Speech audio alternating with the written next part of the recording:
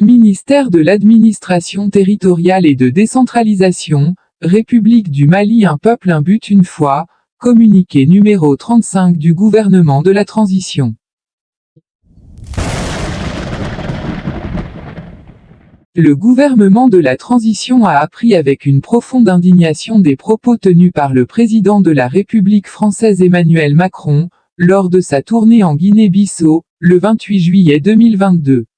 En effet, au cours de sa conférence de presse, le chef de l'État français a réitéré des accusations erronées en affirmant que les autorités maliennes entretiennent des relations avec un groupe paramilitaire, sans jamais apporter de preuves, malgré les démentis des autorités de la transition.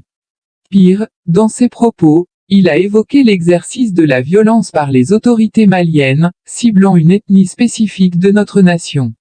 Le gouvernement de la transition condamne avec la dernière rigueur ces propos haineux et diffamatoires du président français et prend à témoin l'opinion nationale et internationale sur ces accusations graves qui sont de nature à susciter la haine ethnique et à porter atteinte au vivre ensemble, à la cohésion, ainsi que à l'harmonie entre les Maliens. Il est important que le président Macron se remémore constamment le rôle négatif et la responsabilité de la France dans le génocide des Tutsis au Rwanda, un événement qui attriste encore l'humanité. À ce sujet, de manière prémonitoire et après avoir décelé le dessein des autorités françaises d'entretenir la haine ethnique au Mali, le gouvernement de la transition a demandé, d'une part, à l'ambassadeur de France de quitter le territoire malien et, d'autre part, a suspendu les médias France 24 et Radio France Internationale se comportant comme la radio des Mille Collines, en République du Mali. Aussi, ces propos subversifs du président français donnent raison au gouvernement de la transition qui, à juste titre, a mis fin à la coopération en matière de défense avec la France pour ses résultats insatisfaisants dans la lutte contre le terrorisme au Mali. En outre, la France qui a toujours œuvré à la division et à l'apparition de notre pays est mal placée pour donner des leçons au Mali.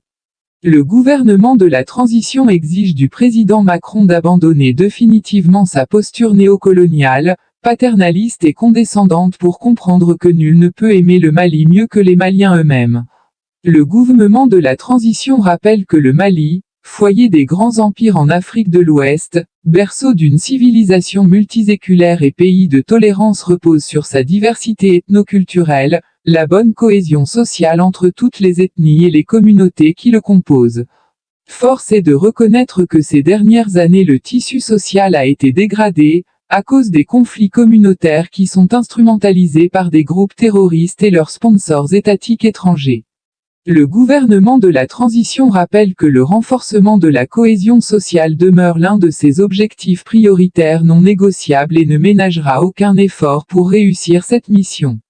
Il convient enfin de rappeler avec force que nos vaillantes forces de défense et de sécurité qui sont multiethniques, professionnelles, républicaines et résolument engagées, demeurent un rempart solide pour la défense de la patrie, la préservation et la protection de l'ensemble de nos concitoyens dans leur diversité ethnique et religieuse.